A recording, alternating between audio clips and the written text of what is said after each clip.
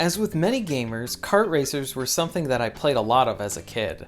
Mario Kart was the big name at the time, but I was the kid with the PlayStation and only had access to Nintendo systems through my friends. Like many players on the PS1, I enjoyed Crash Bandicoot. He was a funny and expressive character that provided some very challenging games. With no access to a Mario Kart of my own, I was happy to see Crash Team Racing released on the PS1, especially with how fun it was. It was a hard game, but it really was my true introduction into the kart racer. As I mentioned in my Sonic Team Racing video, I really found my favorite kart game with Sonic All-Star Racing Transformed. There was so much to love about that game, and with that, I had to keep an eye out for other kart racers so that I could play the remasters or any new sequels. I also have very much enjoyed the act of taking some of these older PS1 games and remastering them with a new coat of paint. It is a great way to introduce these fun games to a new generation, along with preserving these titles while having them with better graphics. I was happy that they decided to remaster this Crash title, as this was the one that I played the most, and it was especially because of its local multiplayer. These kart games, when done well, are great for party situations when you just want to have some casual fun with your friends. I also want to make note that I am by no means a racing expert or a kart racing expert, and after being disappointed with Sonic Team Racing, I was hoping that Beanox would deliver with Crash Team Racing Remastered. They made 3 solid Spider-Man games from last generation, so I had faith that they could do a good job here. Ladies and gentlemen, I present to you my review for Crash Team Racing Nitro-Fueled.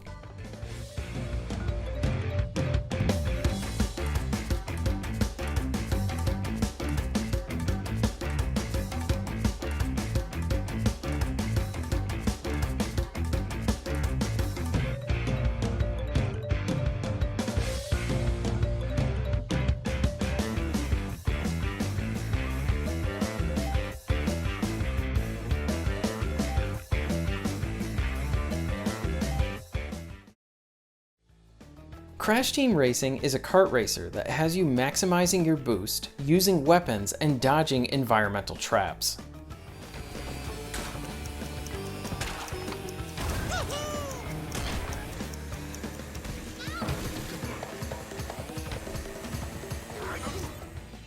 CTR focuses on trying to find different ways to obtain some extra boosts throughout the races. You can use your useful power slide to help you maneuver around corners, while also being there to help you with an additional boost. As you slide, you will need to hit the boost button at the right time to get an extra boost. You can do this a few times and chain these boosts together to significantly help you. The trick with this is you also need to keep an eye on the track. Learning the tracks and finding the best times to do this power slide really gives you an advantage. There is a bit of a risk and reward system since you need to learn the maps, because if you decide to blindly power slide, you might find yourself potentially falling off the map or hitting a wall, and then that will cause you to lose your position in the race. After a little practice, you will get this down, but I do think the more hardcore players will be able to find all the appropriate and most efficient ways to maximize the slide. You also gain boosts from jumps that you can perform. These can even be done off of small cliffs. The boost is really satisfying. The driving is done at a good speed, but the boost very much puts you in this high speed flow, where you're chasing the next boost because you want to win the race, but you also want to be back at that high sense of speed. The tracks themselves have some great personality to them, with great vibrant colors, different settings, and different traps and obstacles to avoid.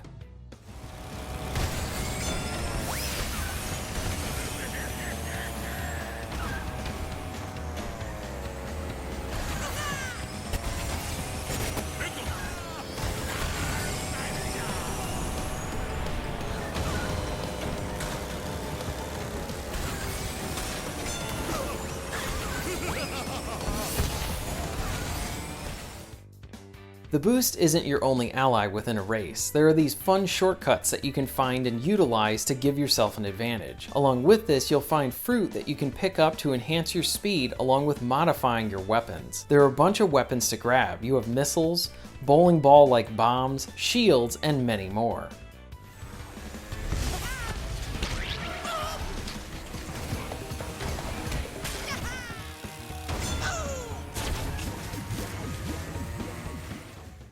These are fun to use, and I very much like how you can decide to use them either in front of you or behind you. And I very much want to praise this game for the wealth of offline options that it has available to you. You have the adventure mode, and here you will race in several different race types that will lead to a boss race.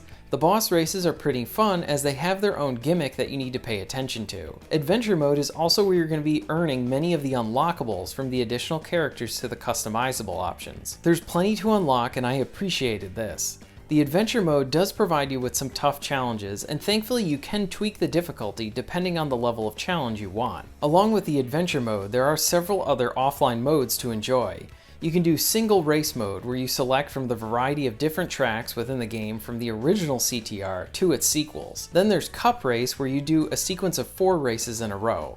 Time trial is where you need to try and set new records on each of the tracks. Relic race is like a modified time trial, where you have a set time that you're trying to beat, and you can smash these different boxes that stop the clock and give you an advantage in the race. Relic race is fun in that it rewards you for really learning and optimizing the tracks, along with planning appropriately with grabbing all the time stop boxes. The CTR challenge mode is like a normal race, with the addition of needing to grab CTR tokens to succeed. Crystal challenge changes things up by giving you an arena and asks you to grab all the crystals within the area within a set time. This mode rewards you for learning the map along with being the most efficient in grabbing the crystals. Sometimes the map even throws some challenges at you with some TNT crates to watch out for.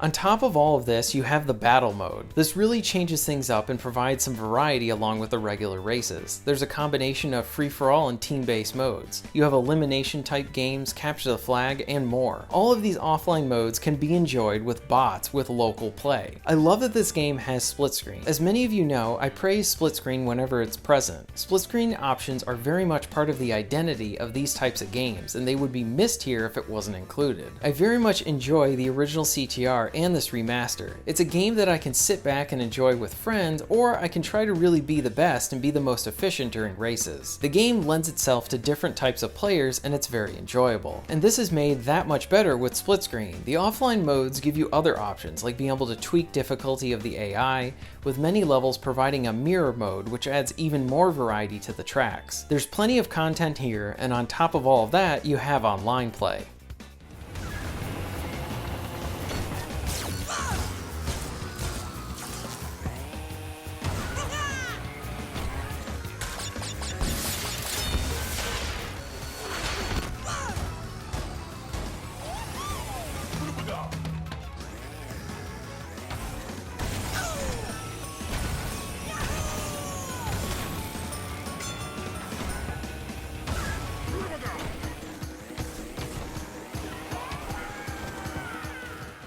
When you are in an online match, it feels significantly more chaotic than anything offline, and it's really fun. It's great to take advantage of a shortcut that others don't see or hit someone with a missile. Online is a blast and a great alternative if you don't have anyone to play with locally. There are a few flaws with online. I did encounter some issues with the matchmaking. Sometimes there were instances of being in this endless loop of not being able to find a match. But then when I stopped the matchmaking and restarted it, it would pop me into a lobby. I had a few instances of the match appearing like it was gonna start, and then it sort of got frozen as one player left the game and caused a delay for the match starting. These did happen and were annoying, but I didn't experience any issues while actually in the races, so I hope that they can really iron this stuff out with a patch. Lastly, I do need to praise the addictive and pleasant tunes of the soundtrack. You can enjoy either the remastered tracks or how they sounded back on the PS1. Here are a few tracks from the game.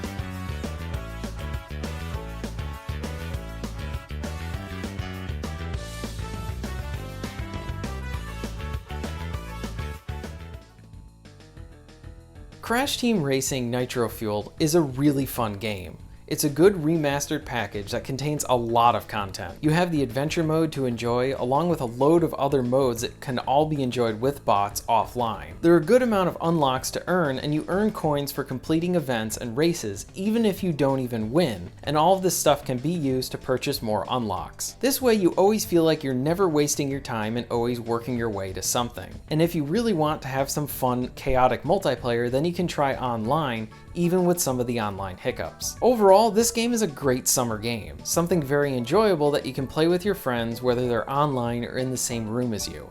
I highly recommend you check this one out.